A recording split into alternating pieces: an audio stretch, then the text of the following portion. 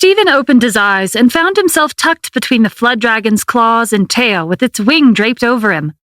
For a second, he didn't know where he was. It was cold and damp. He was in the back of the meteorite at the bottom of the ocean. Memories of his death in the illusion came rushing back. The flood dragon nudged him closer with its tail. "What's wrong? You're shaking." Stephen drew in a shaky breath. I'm okay. I just need a minute. Where's the Aerie?" "Over there." Stephen peeked out from behind the flood dragon's wing and saw the Aerie sprawled on the ground. The flood dragon was prodding him awake with its tail. He sat up and blinked blearily around the room, catching Stephen's gaze next to him. "How are you feeling?" The Aerie rubbed his temples. "A slight headache, but that's it. What about you?" "Same here. That wasn't a normal hallucination. I have a feeling those plants were trying to tell us something. They have intelligence. They weren't just an illusion. They really exist." Stephen remembered the prophet's divination. If the Aerie continued to search for herbs to brew the strengthening liquid, he would end up cultivating ancient plants. If they took root without restraint, they would absorb all the spiritual energy in the world. Maybe this was one of the reasons the Mystic Covenant stopped producing the liquid back then. Whatever the case may be, he couldn't stop the Aerie. He could only advise him to give up on his unreliable goal.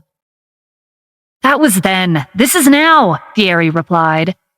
"The plant civilization may have been powerful in ancient times, but they've left the stage after a short period of glory." "Did you forget how we died in the illusion?" Stephen pressed. "The fate of cultivators is to die on the battlefield. Our lives are filled with danger and risk. If this was enough to scare me, I wouldn't have chosen this path to begin with." The Aerie was stubborn, and its determination hadn't wavered after experiencing death in an illusion. On the contrary, his motivation to brew the strengthening liquid and cultivate his own storage of plants to use in battle had only grown stronger. Stephen knew there was nothing he could say to change the Aerie's mind. His fate was set in stone, and the prophet's divination would soon come to pass. During the next few hours, the Aerie cut through the walls with his sword, trying to find the remnants of otherworldly plants. His hard work paid off. He found 6 seeds the size of a grape among the broken shards of rock. "I'll give you one since you accompanied me down here. I'll keep the rest." Accepting it meant the Aerie had one less ancient plant in his hands. Stephen didn't think it would make a difference, but at least he tried. The Aerie retrieved his net outside the meteorite, setting the jellyfish free. The flood dragon took them back to the surface, and they went their separate ways. Stephen didn't know when the Aerie was planning to break into the Dragon Clan's territory, but he hoped he wouldn't cause any trouble for the time being. He had more important things to worry about.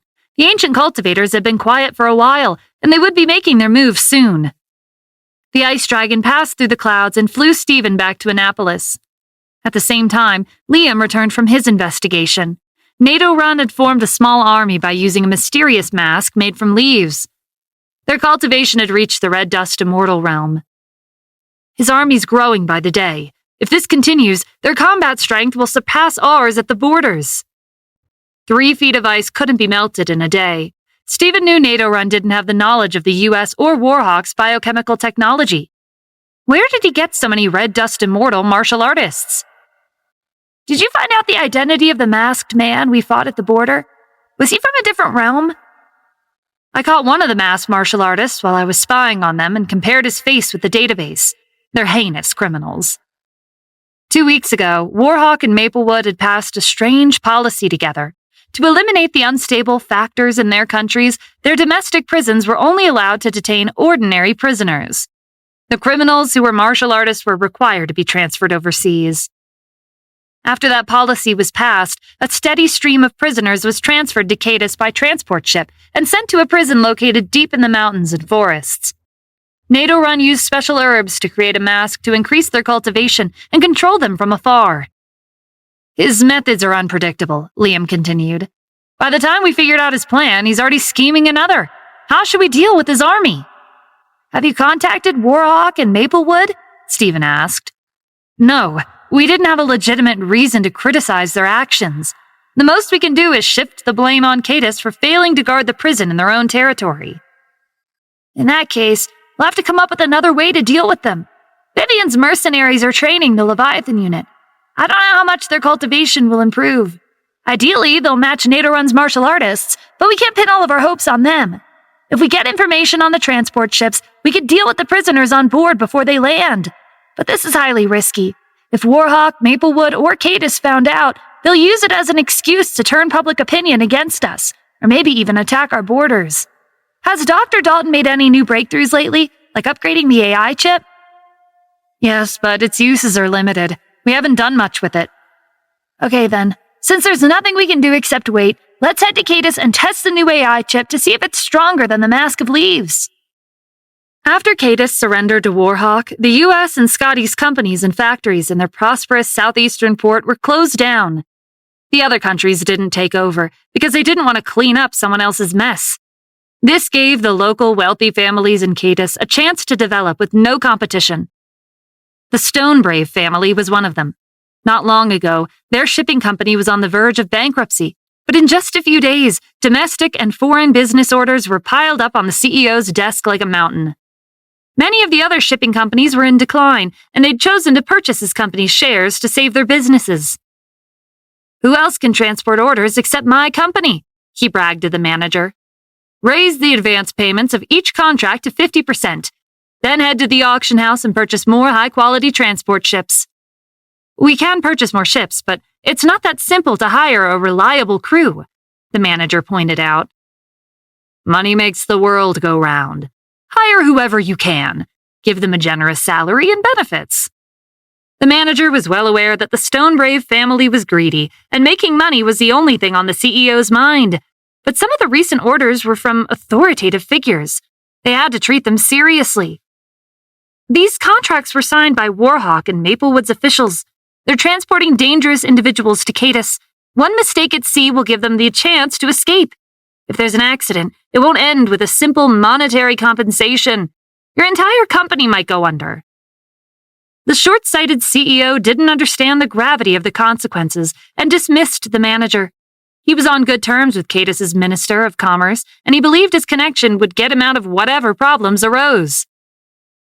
At this time, Stephen and Liam were strolling the streets of Cadis and came across the Stonebrave family's shipping company's headquarters. The whale had taken them across the coastal waters and dropped them off at a nearby beach. That way, their entry and exit wouldn't leave records behind. According to my investigation, Warhawk and Maplewood are using the shipping company to transport their prisoners. The CEO isn't a martial artist, but his bodyguards are average.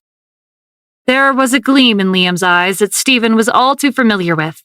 He was ready to make the entire family disappear if need be. Resorting to violence won't resolve the root of the problem. The shipping company is a small part of NATO Run's plan. Don't forget why we're here. We need to test the AI chip. The fight drained out of Liam. Understood, Mr. Adams. When the manager set up a large billboard at the port, it caused a huge commotion among the residents. The Stonebrave family shipping company was hiring crew members, and the benefits were much higher than the average. The residents formed a long line at the port, hoping to be selected. Stephen and Liam were among the crowd. Their physical fitness was a cut above the rest, and they were immediately hired. The two of them successfully boarded the ship and set sail for the vast ocean. The ratio of new and old crew members was around 8-2. Only the old employees who'd worked for the Stonebrave family for many years were allowed to enter the cockpit, control room, storage room, kitchen, and other key places.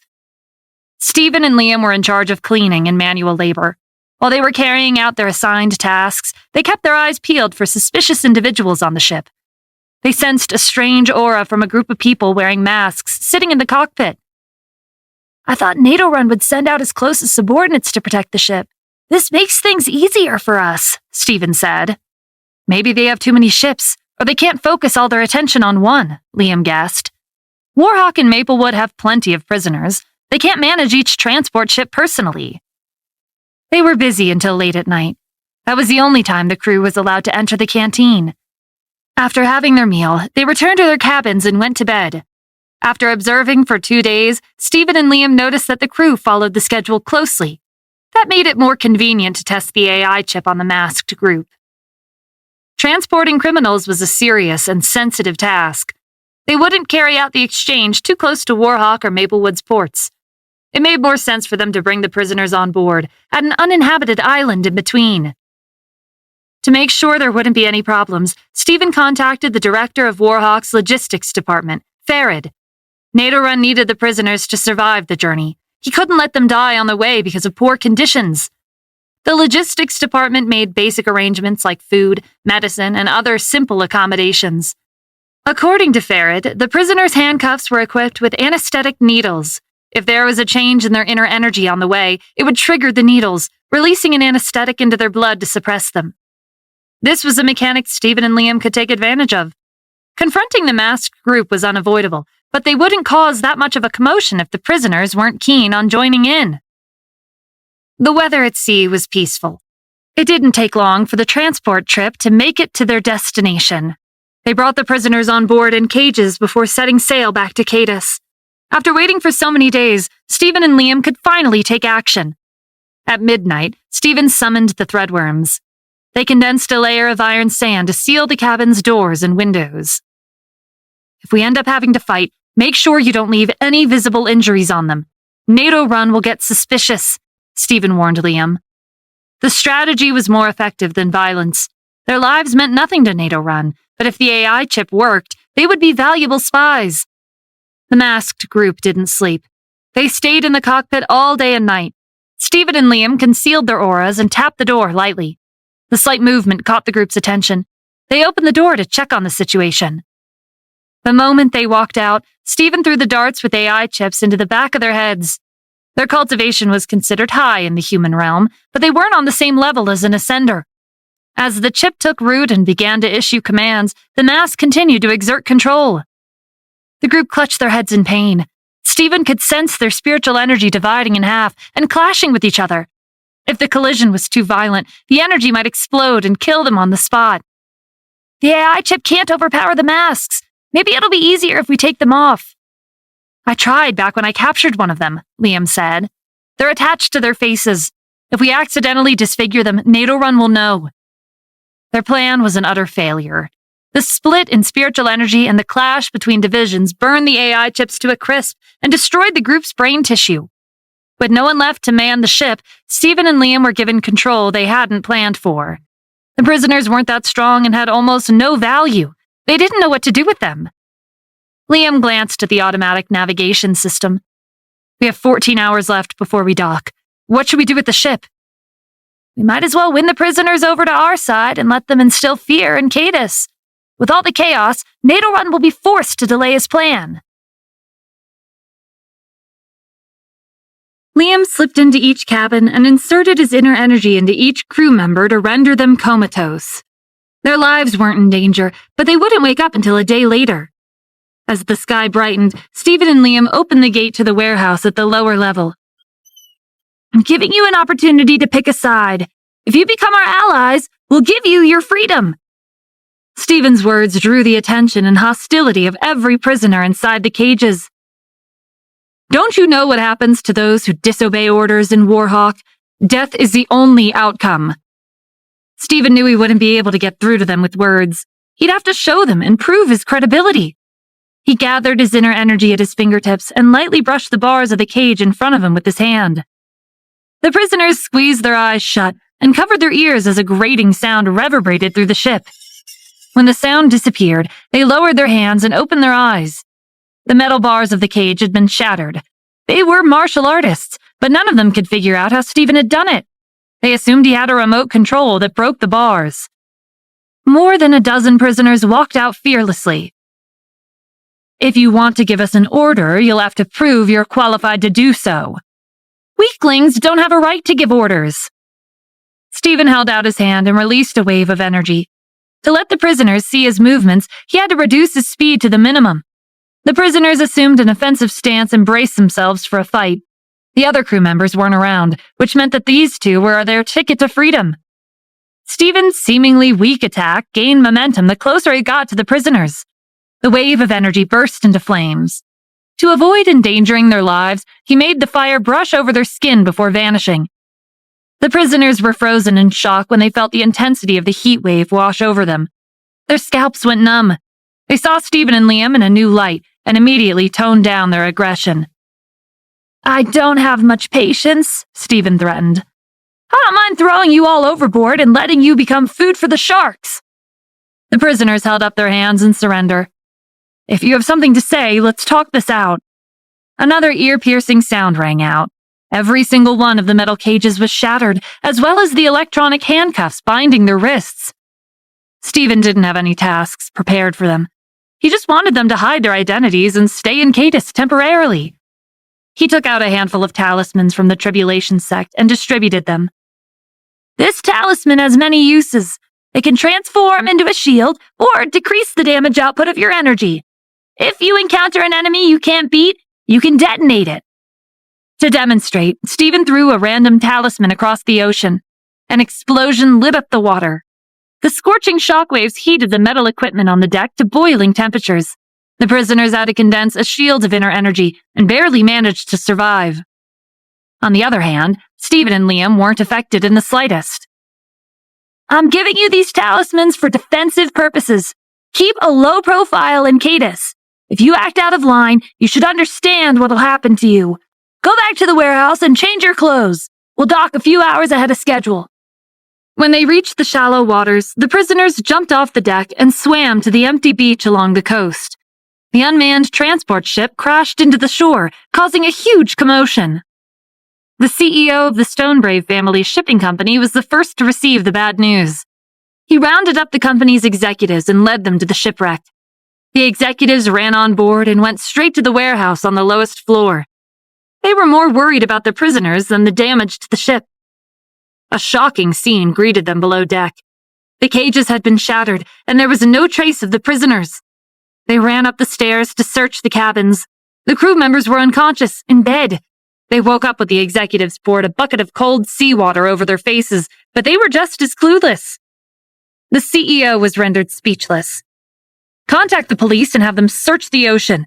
Issue an arrest warrant and make their profiles public." The executives tried to dissuade him. "Don't be impulsive. Maybe Warhawk and Maplewood don't know what happened yet. If they confront Cadis, we'll have to take responsibility." Only then did the CEO hesitate. He didn't know when the prisoners escaped, and the ocean was too big to search and find them in one day. He bit the bullet and headed to the Imperial Palace to find his backer, the Minister of Commerce, and ask for help. There weren't that many guards at the palace.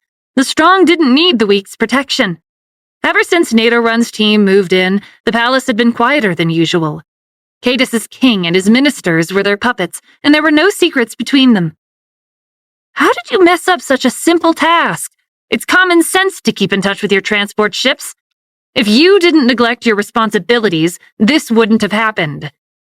The Minister of Commerce was outraged as he vented his anger on the CEO. If there were 1 or 2 prisoners who'd escaped, he could have hidden it from the higher-ups, but there were too many to shove under the rug.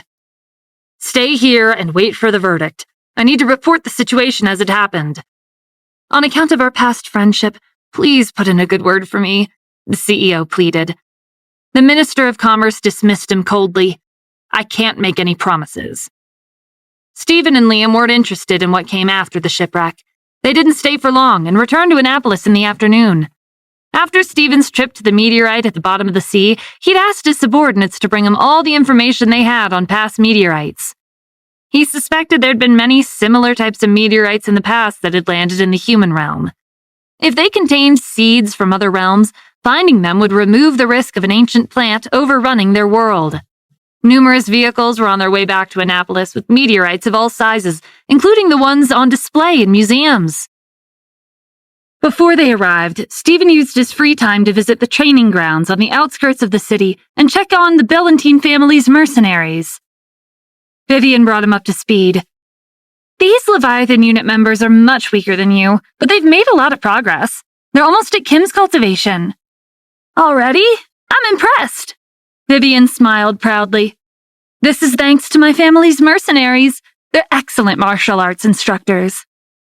The human realm was weak, but the living conditions were more luxurious than the Elysian realm. The thought of going home never crossed her mind since she moved here. "Do you think they'll be able to ascend?" Stephen asked. "Are you still trying to bring your people to the Elysian realm? Be careful not to attract attention from wealthy families. The cities are safe, though. Nothing will happen if you play your cards right." Stephen was reminded of the Bellantine family's extensive connections in the Elysian realm. Their mercenaries carried out missions across the realm. Maybe they knew a thing or two about ancient plants. "Why are you suddenly so interested in flowers?" Vivian asked when he told her about the ancient plants he'd encountered. "People don't care about plants that can't be used as medicinal herbs. My family's mercenaries don't know anything about those plants you're talking about. Even if they did find some, they would have passed them by. But thousands of years ago, a unique ascender appeared in the Elysian realm. His name was Luciano. He has a strange hobby. He likes to taste all kinds of plants to identify their components. He'll consume anything plant-related, even if it's poisoned." Stephen recognized the ascender's name. When he was young, he'd heard stories about Luciano embarking on a quest to taste 100 herbs. He'd always thought it was a children's story, but it was actually based on real life. "Can you introduce me to him?" "You've been in the Elysian realm for a while now. Haven't you realized that most ascenders are temperamental and strange? No one knows what his true cultivation is. He once challenged 3 city lords at the diamond rank and won. They say he's invincible among those with the same cultivation. Speaking of his glorious history, he's not all bad. He wrote a medicinal text he compiled on the herbs he tasted. It's widely spread in the Elysian realm. His text has saved many people's lives." "He has a weird hobby, but he doesn't seem like a bad person," Stephen said. "What's the harm in meeting him?" "I can't stop you if you insist, but you'll have to be prepared to give up your life." "What do you mean?" "You'll have to consume the flowers and grass in his garden. If you survive, he'll meet with you." "That's a bit extreme." "No one's forcing you." Vivian tossed him a map of the Elysian realm with Luciano's garden circled. Stephen had never heard Thierry mention this place before. As the astral thief who roamed the 6 realms, it was impossible for him to have missed this garden. It must have been too dangerous for even Thierry to steal from. The peaceful days didn't last for long. A strange incident occurred one day, and it had nothing to do with the ancient cultivators. One morning, the military department received a call from the southern border. The teams on patrol had been falling ill from a strange aura in the Blue River Mountains that separated the U.S. from Guran. They recovered after a short break from their duties, but this was a serious problem that interfered with the border's daily operations. Jace happened to be the one who'd picked up the phone, so the issue became his responsibility. The incident was beyond the capabilities of his guards at the border, so he decided to send the Leviathan unit members who'd been receiving training from the Bellantine family's mercenaries. He'd heard their cultivation had improved, so there shouldn't be any problems. Jace went to find Stephen and explain the situation. Vivian barged into the living room and interrupted their discussion. After coming to the human realm, she'd moved into one of the many guest rooms at Stephen and Kim's villa. "You don't need to send that many people. Stephen and I can handle it in less than an hour." Stephen didn't agree. "When did I say I was going to bring you along? You don't even know what's causing the aura. This is a serious issue. We're not going there on vacation." "I haven't had time to explore the human realm," Vivian argued. "This is the perfect opportunity."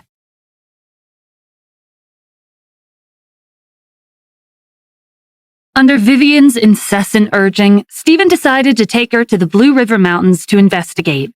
Hopefully, this would satiate her curiosity so she wouldn't go running off and getting herself into trouble anytime soon after they returned.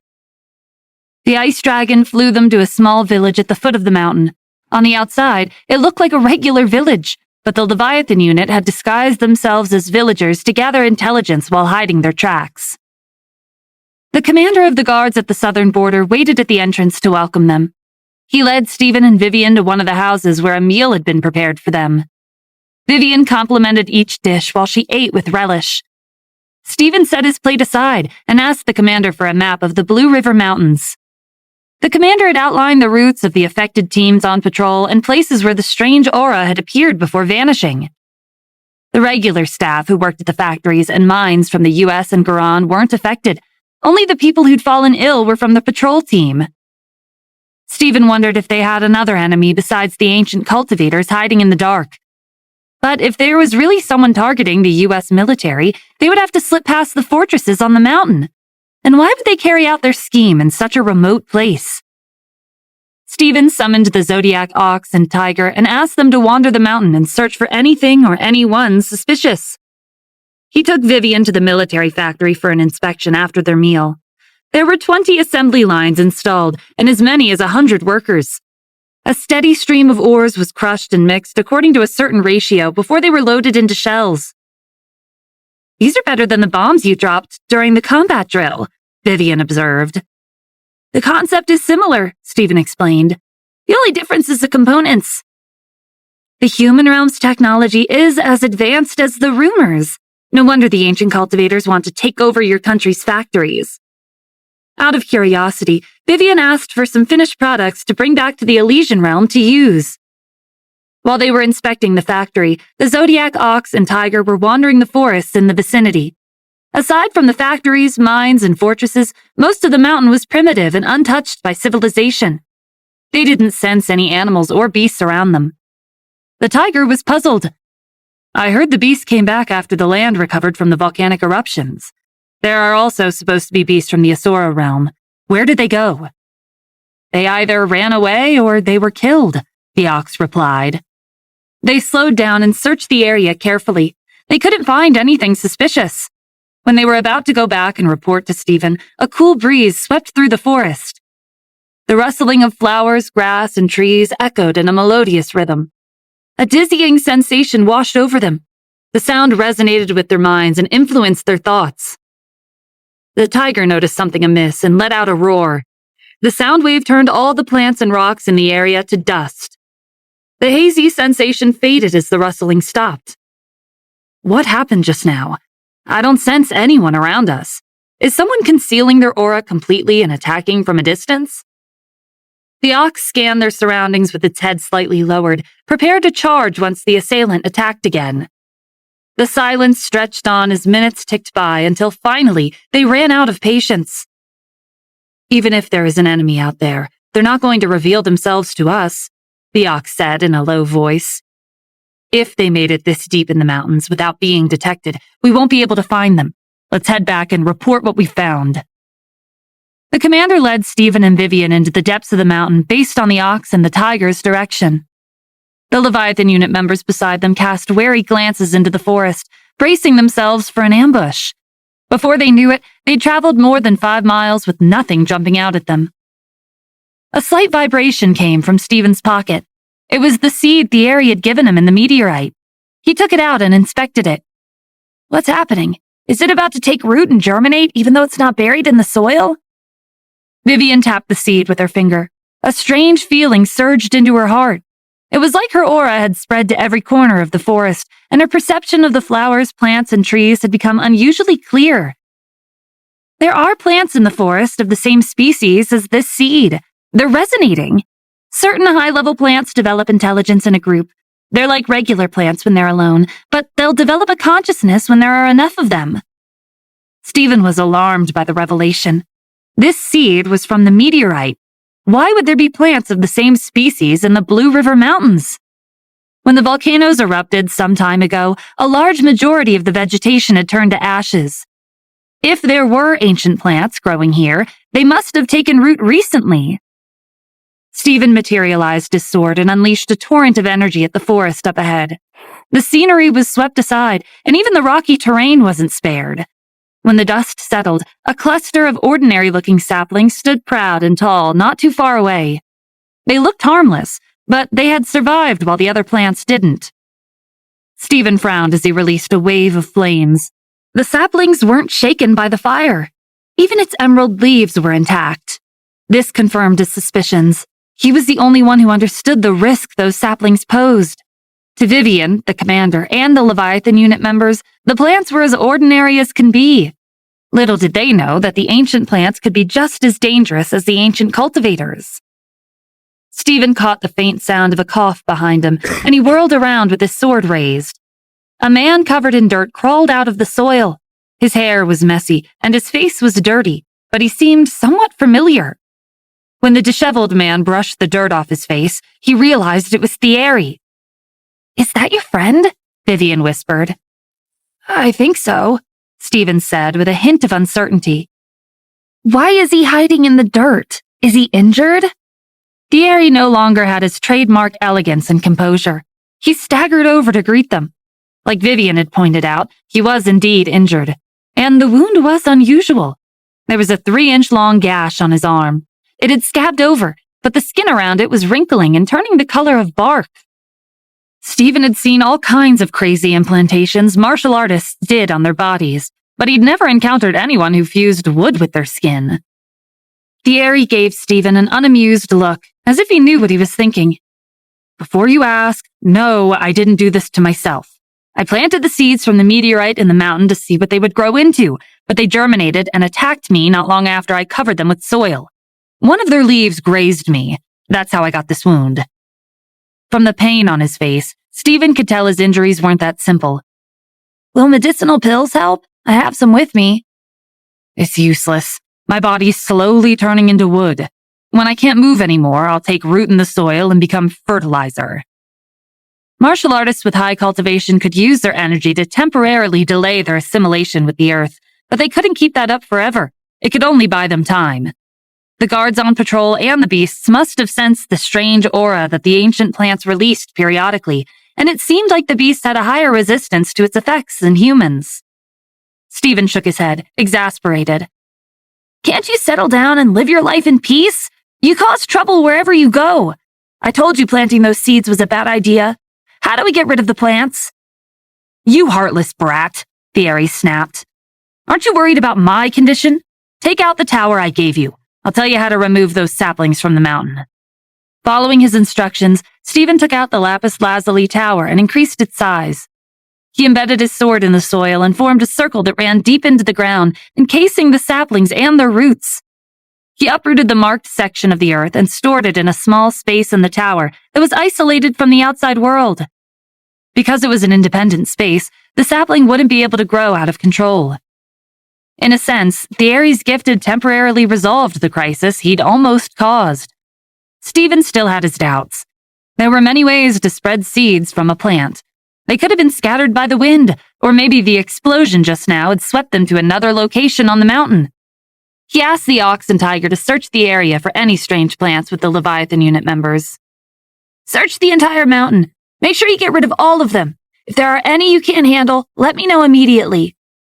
Everyone headed for the fortress. As the Leviathan unit split into groups and prepared to search the mountain, Stephen and Vivian used conventional medicine to treat Thierry's injuries. The smell of disinfectant filled the room as they washed his wound. They crushed the medicinal pills into powder and applied it to the affected skin. They were at it for half a day, but the gash showed no signs of healing. Thierry's mood fell. He wasn't ready to die yet. I'm the astral thief. I can't die like this because of a few plants. You reap what you sow, Stephen chided. Want to give me all the treasures you've collected so I can make a name for myself? Thierry wasn't amused by his joke. Forget about it. I wouldn't even give them to Tristan. Why would I give them to an outsider? Tristan had been Thierry's student for many years, but he'd never received a single one of his most valuable treasures. He was only given the ones that weren't worth mentioning. Needless to say, Thierry had quite an undesirable personality. What about Luciano? Vivian suggested. They say he's tasted all the plants in the world. We could ask him for help.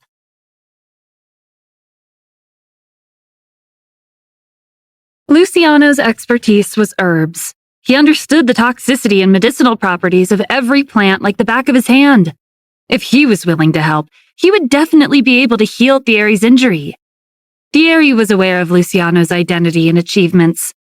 Then what are we waiting for? I'll prepare a gift for our visit. Did you forget you're the astral thief? Stephen reminded him. Everyone sees you as a fugitive across the 6 realms. Why would he help you? Thierry had made his decision, and he was adamant. I can't die like this. He might have a condition for me, and I'll fulfill it if I can. Stephen remembered that Vivian had mentioned he might have to taste poison in Luciano's garden before he was allowed to meet him. You told me a martial artist's life is filled with danger and risks, so I'm not going to stop you.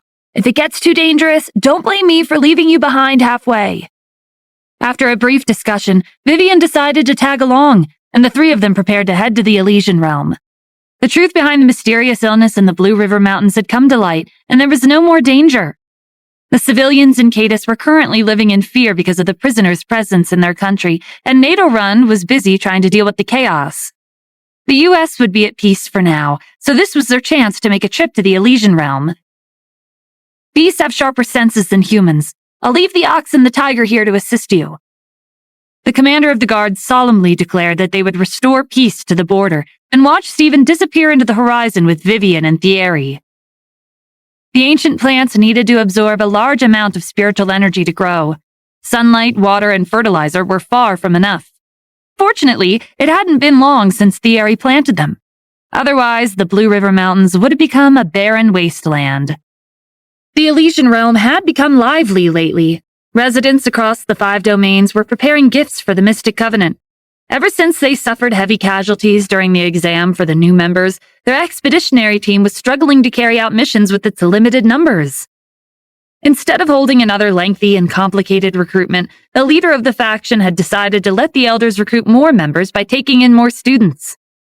The wealthy families were dedicated to promoting their successors and their prestigious backgrounds. The Bellantine family's car passed through the busy streets, but they didn't stop in front of the Mystic Covenant like the rest. Stephen, Vivian, and Thierry were inside, glancing out the window. The faction is doing everything they can to restore its numbers, Stephen said. Before you know it, they'll be chasing after you again. When are you planning to retire? Thierry flashed a confident smile. If I can't beat them, I'll run. Why would I confront them face to face? The car's windows were tinted, and the passerbys couldn't see the passengers. They would be in for a huge mess if Thierry's identity was exposed. They were on the road for the entire day. It took them nearly 3,000 miles to leave the 5 domains' territories. The Sky, Scarlet Sun, Polar, and Glacial domains surrounded the Haven domain in the center. The land they occupied was large, but they didn't take up the entire realm. The environment beyond the border was harsh and not suited for life. There were other vast oceans, deserts of never-ending sandstorms, or poisonous swamps. Resources for cultivation, like herbs, ores, and crystals, didn't exist past the 5 domains' territories, and only a small number of beasts could survive here. As the guide, Vivian tried to find the easiest route to their destination. Once they left the 5 domains, there was only purple sand as far as the eye could see. There's no road ahead. We can't continue by car, but we're not restricted by the rules of the city. We can fly. Stephen summoned the threadworms, and the 3 of them leaped onto their backs. The threadworm sensed a faint fluctuation in energy below the sand. Stephen reached out with his aura, but the purple sand was like an airtight barrier. His aura couldn't penetrate into the ground. If they couldn't use their aura to sense their surroundings, they wouldn't be aware of the danger until it arrived. Thierry was worried that they would change their minds and turn around. What's the big deal? I'll handle whatever comes at us. I have all kinds of treasures and weapons at my disposal. As soon as these words left his mouth, a tornado swept through the desert. When the wind dispersed, the sand condensed into 3 lifelike statues that looked exactly like the 3 of them. Both sides stared at each other in silence for exactly 5 seconds. Then, a battle inevitably erupted. The 3 of them couldn't gain the upper hand. Not only did the statues create replicas of their swords, but the flow of sand healed any damage they sustained. Thierry summoned his mount, the Golden Eagle. He had to use most of his energy to stop the wood on his skin from spreading, so he wasn't much help in a fight. Stephen casted a wall of flames to temporarily stop the statues from advancing. He summoned the threadworms back to his spiritual world and jumped onto the back of an eagle with Vivian. The tornado came to life again, but the wind was much stronger than before. The sand covered the sky and swirled around the eagle. Just as they were wondering how to get out of the sandstorm, lightning struck from the clouds. The eagle flew to the side, and they narrowly avoided their fate of being electrocuted. The eagle flapped its wings, sweeping the sand aside just enough for it to fly out of the storm. The desert was hostile, but they should be able to escape its strange phenomena once they were out of range. 30 minutes later, the eagle landed in another part of the desert. Stephen, Vivian, and Thierry were exhausted. The long journey on the road was tiring enough. They didn't have the energy to fight random battles with phenomena. Is it possible to take a detour around the edge of the desert to get to Luciano's residence? Thierry asked. If you have all the time in the world, then sure, Vivian replied. The desert is big and looks the same everywhere. There's a risk we might head off course if we walk along the edge. Not to mention, the threadworms had sensed something underground. It could be the culprit behind the phenomena. Since they didn't know where to go from here, they might as well lure them out to make their journey smoother. The three of them took a break until sunset. The scorching heat and humidity of the desert lessened just a little. Thierry tied a hollow metal ball with a strange fragrance to a fishing rod. The aroma changes depending on the target. Except for human cultivators, it's capable of luring everything, including beasts, to the surface. Stephen and Vivian stepped back and let Thierry handle it. He extended the fishing rod over the dune, and the metal ball drilled into the sand. The fishing line was the only indicator of where it was searching underground. Thierry had attached his spiritual energy to the metal ball. As it descended hundreds of feet, he found the ruins of an ancient city. The dilapidated buildings looked like a battle fortress. There were bones and weapons scattered across the ruins. A massacre had taken place a long time ago, and there was no way to verify the identities of those involved. Everyone in the city had perished, and over time, the ruins were covered by the vast desert. The scattered bones emitted a resentful aura. Their collective grudge had formed a consciousness, and they would kill whoever ventured into the desert. Thierry told Stephen and Vivian what the metal ball had found underground. "We can't risk their resentment. We have to destroy it." "How?" Vivian asked doubtfully. "There's enough sand to bury us alive." Stephen didn't know either. He was left with no choice but to rely on the threadworms. They glided to the sand dune and condensed a ball of light to attract the resentment to one point. The ice dragon, flood dragon, and the golden eagle flew over the desert and flapped their wings, sweeping the sand aside. A knife glinted in the sunset glow as it shot toward the three beasts in the sky. The owner of the knife was one of the many who'd been killed in the massacre, and it was easy for the resentment to control it. The eagle separated a handful of golden feathers to block the knife. A metallic sound rang out as they clashed. Most of the sand had been swept aside to reveal the fallen city. Stephen used the ice dragon's spiritual energy to cover the ruins with a thick layer of ice and contain the scattered weapons and bones. Vivian used her energy to amplify Stephen's ice. Their teamwork seemed to be working, but soon they felt like 1,000 poisonous insects were gnawing on their hands. The resentment was capable of passing through physical objects, and it was trying to stop them from freezing the ruins.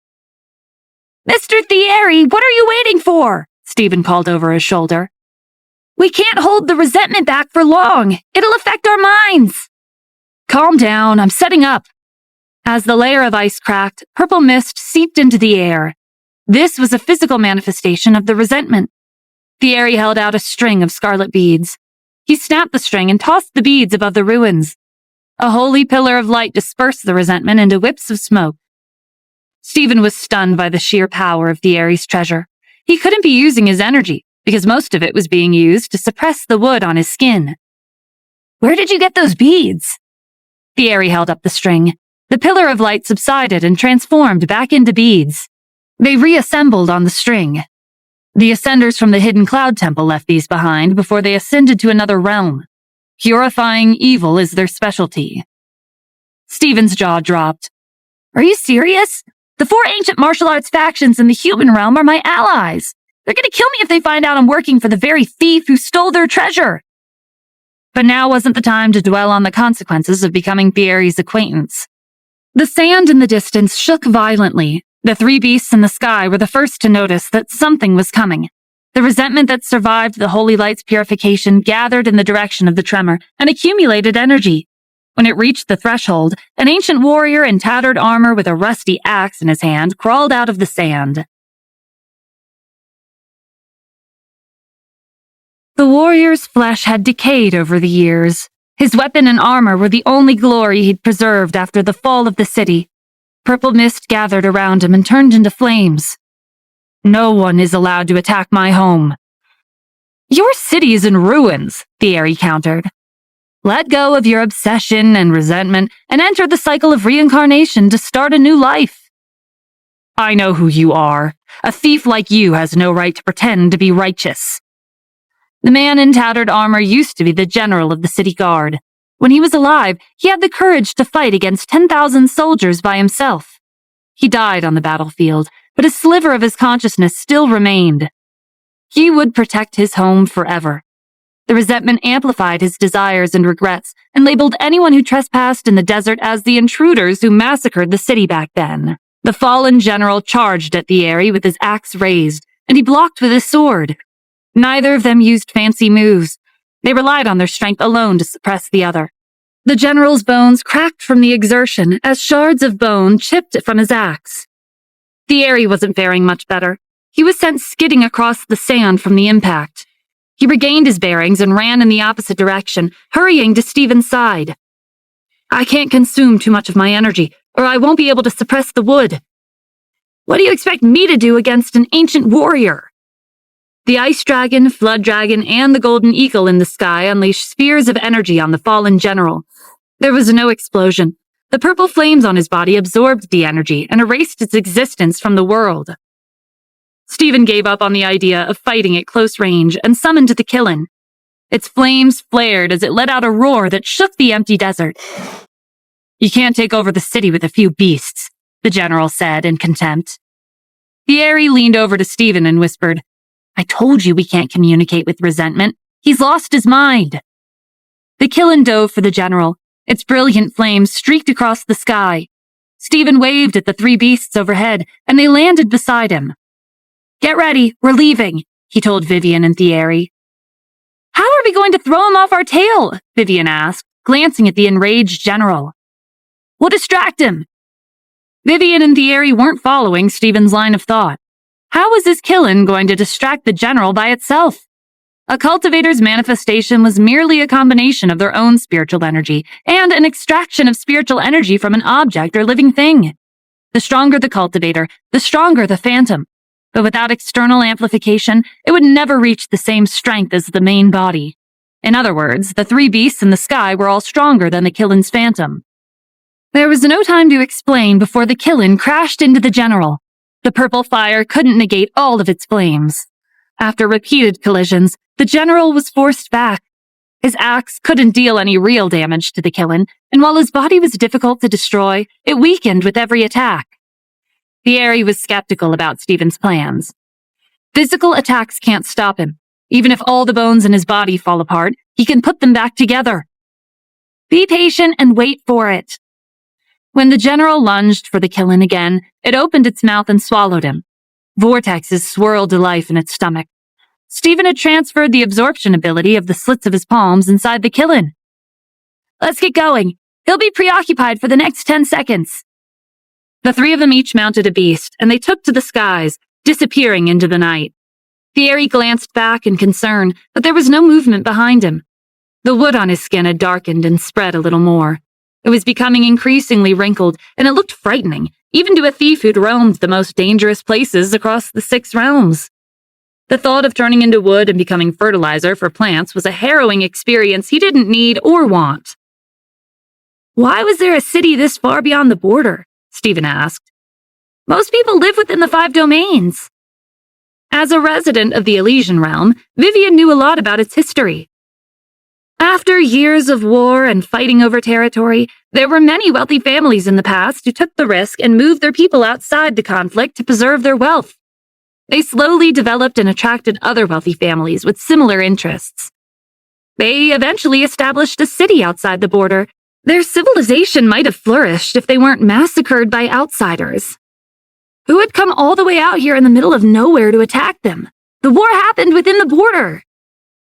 The wealthy families brought their wealth with them. Eliminating them is the same as mining for gold.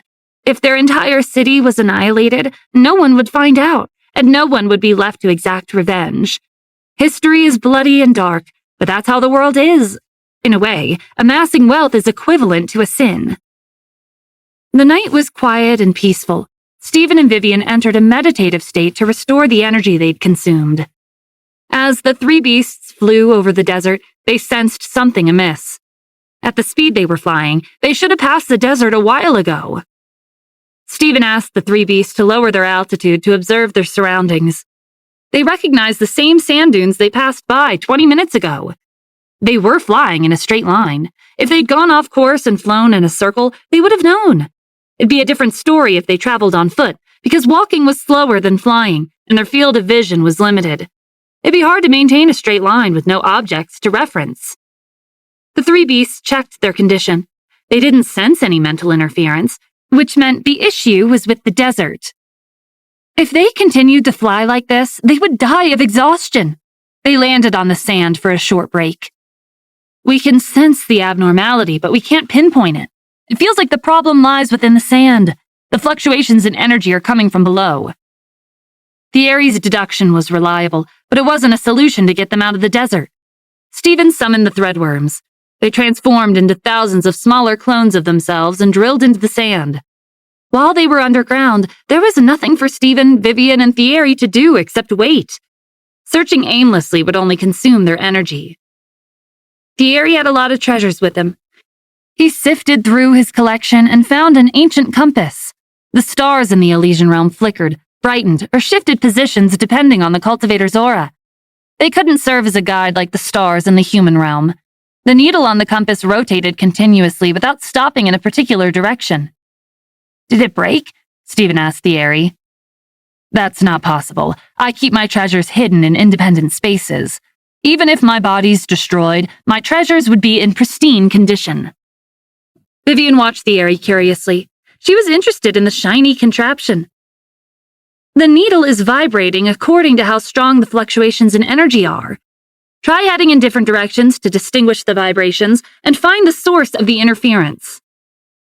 The closer the compass was to the disturbance, the more intense the needle's vibrations would be, and vice versa. The compass could point them in a general direction, while the threadworms could narrow their search. Good idea, Thierry said. Stephen and Vivian sat down and watched him run around the sand by himself. He hadn't done much during the battles they'd been through today. Now was his chance to contribute. Vivian pulled out an exquisite porcelain bottle from her pocket. It was a fragrant cosmetic. She gently applied it to her skin. Stephen gave her an incredulous look. We're trapped in the middle of the desert, and you're in the mood to apply makeup? Why not? As the heir to a wealthy family, I have to look my best at all times.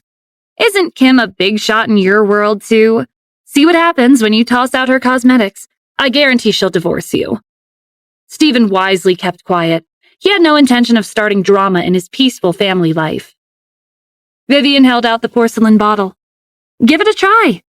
Stephen looked at the bottle and then at her without taking it. I'm not interested in cosmetics.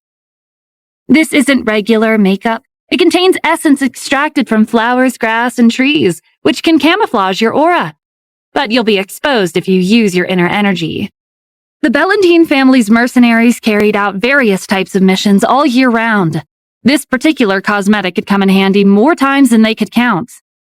Stephen accepted the porcelain bottle with a newfound appreciation for cosmetics. An hour later, Thierry came back in high spirits. From the enthusiastic look on his face, he must have found something. Follow me. There's a high concentration of energy fluctuations in this direction. The needle vibrates 10% more. If we find the source of the disturbance, we'll be able to leave the desert. Stephen and Vivian picked up their swords and followed Thierry, bracing themselves for another fierce battle they couldn't win. The compass was small, and they had to walk to maximize its accuracy. They had to be ready to make the slight adjustments to their direction as they went along. The beast trailed after them.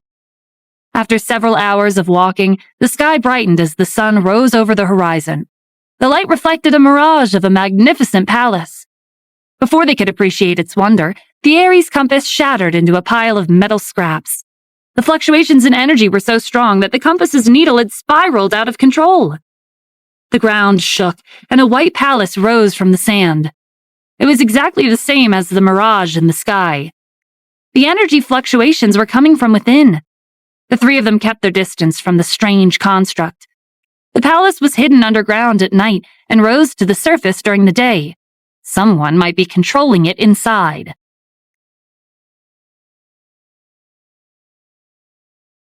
When the tremors stopped, the threadworms condensed a group of warriors made of sand to investigate.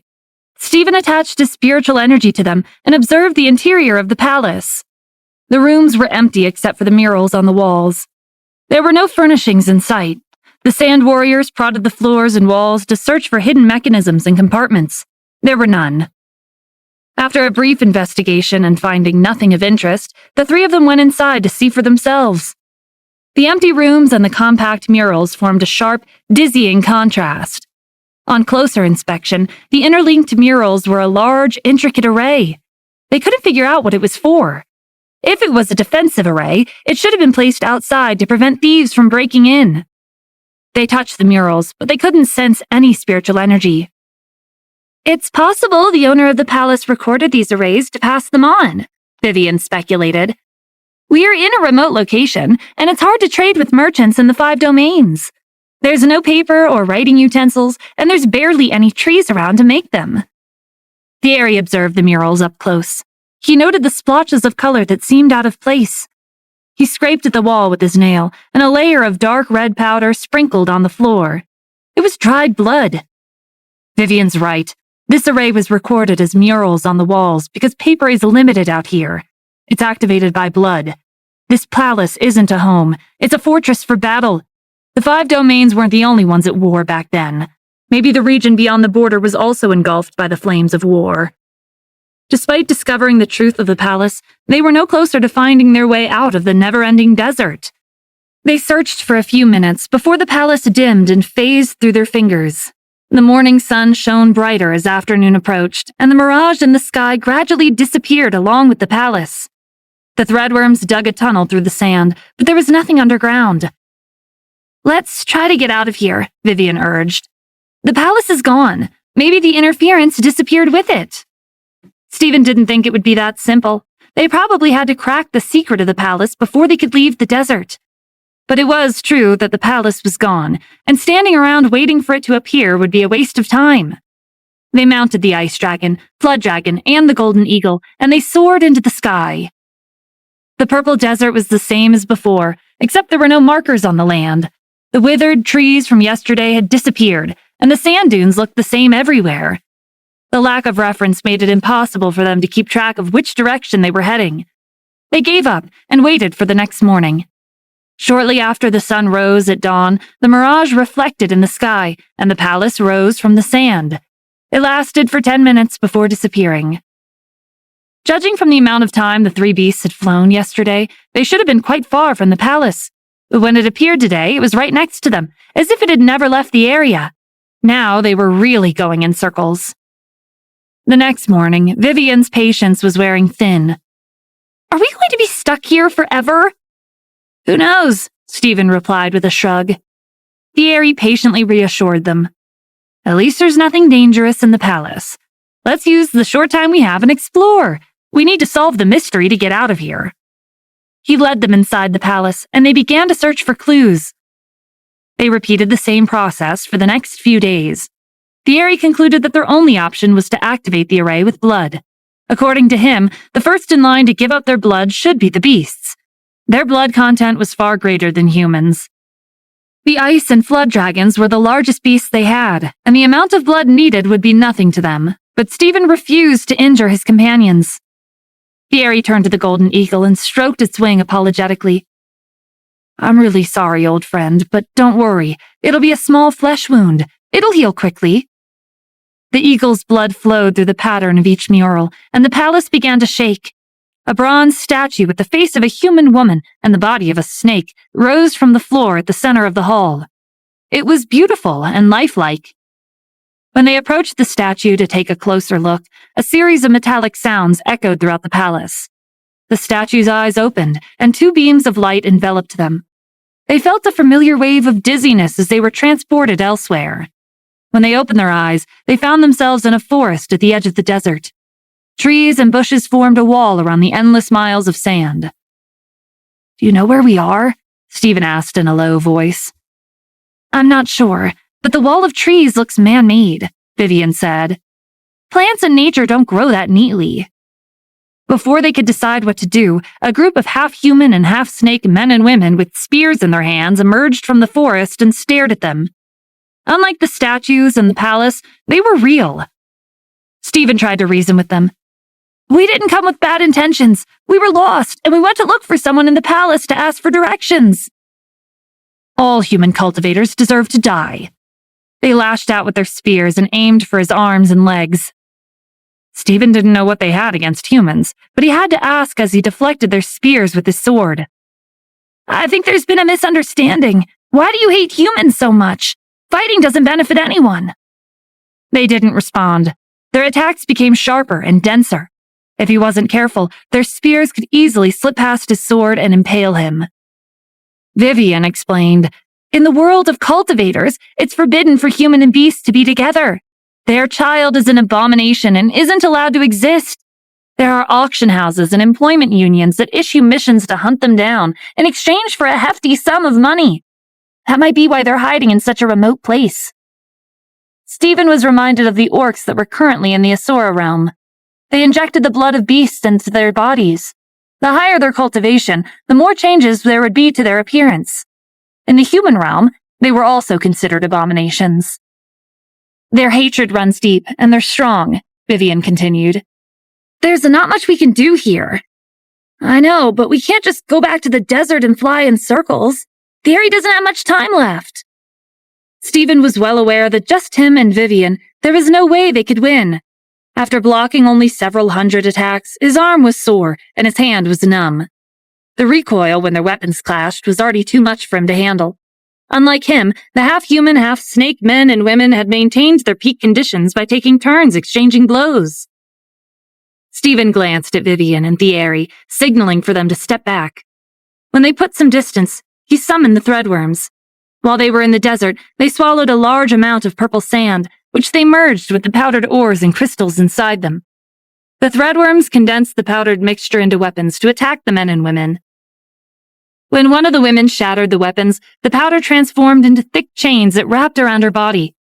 Her companions stepped forward to assist, and the same thing happened to them. There were a lot of them, but the threadworms were able to make use of the entire desert with the shocking amount of ores and crystals they'd consumed. Stephen threw out an olive branch as the last of their group was bound by chains. "We're not here to kill anyone. Let's calm down and talk." The men and women glared at him. "What's there to talk about? All human cultivators deserve to die. Don't think this is over. There are more of us in the village nearby. If we don't return, they'll come searching for us." Stephen waved his hand, and the chains fell apart, freeing their group. "I understand your hatred, but we have nothing to do with your suffering." The woman in the lead embedded her spear into the ground. The hatred their clan had accumulated for generations couldn't be erased with a few words. "All kinds of cultivators in the Elysian realm have tried to kill us. What makes you three so different?" "To tell you the truth, we're thieves. We've been on the wanted list for a long time. The entire realm has been trying to track us down." Stephen patted Thierry's shoulder. "He'll show you the treasures we've stolen." Thierry was reluctant, but he didn't have a choice. They were in this mess because of him. He fumbled through his collection of treasures and took out a few for the men and women to scrutinize. The treasures shone with a brilliance they'd never seen before, and the extensive fluctuations in energy were like an active volcano. They were so dazzling that they had to take a step back. "We've collected treasures from across the realm," Stephen explained. "As you can see, they each have unique characteristics. We ended up in the desert because we were also hunted by cultivators." The men and women were completely fooled. If they weren't enemies, there was no need to take such a huge risk and fight to the death. They whispered among each other before turning to leave. Stephen braced himself and called them back. With no guidance, it'd be hard to find Luciano's residence on their own.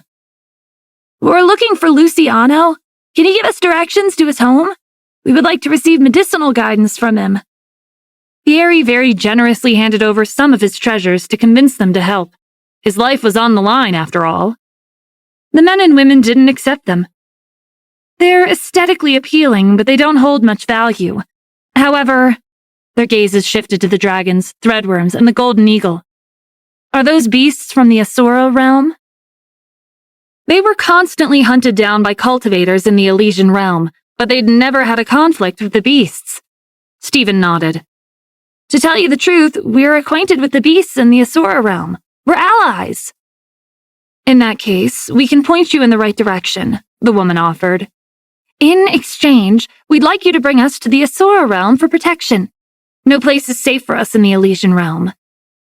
Their clan was strong, but their cultivation hadn't improved to the point where they could break through to the spatial barrier. Without external guidance, their cultivation progress had slowed. The Asura realm isn't as peaceful as you think it is, Stephen warned.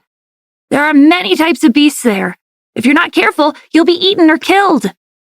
You don't have to worry about that. We'll take care of ourselves. They were insistent, so Stephen had to agree.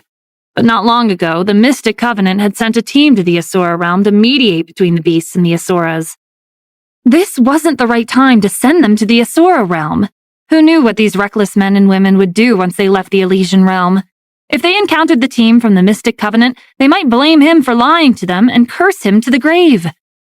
Words weren't enough to make a promise, so Stephen swore to the heavens that he would come back and bring their group to the Asura realm when the danger passed. The laws of heavens weren't visible, but that didn't mean they didn't exist. Going against a promise sworn to the heavens would affect his future cultivation and end his career as a martial artist.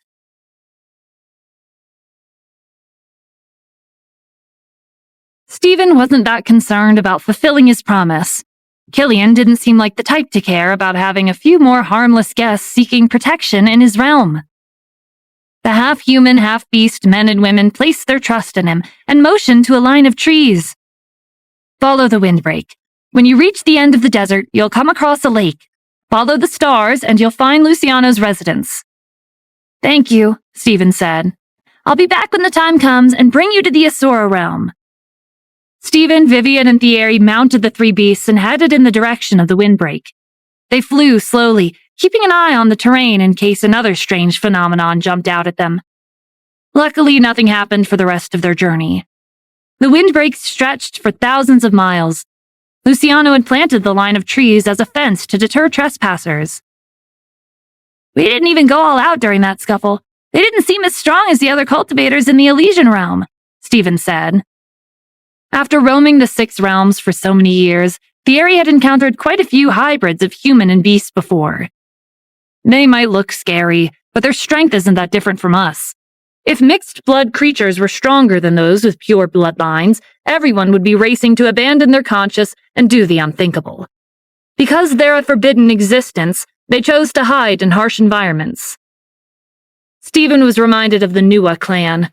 Back when the Asuras were attempting to invade the human realm, the 4 ancient martial artist factions had met with the 5 ascenders from Phantasma Isle and asked them about the Exorcist Cauldron.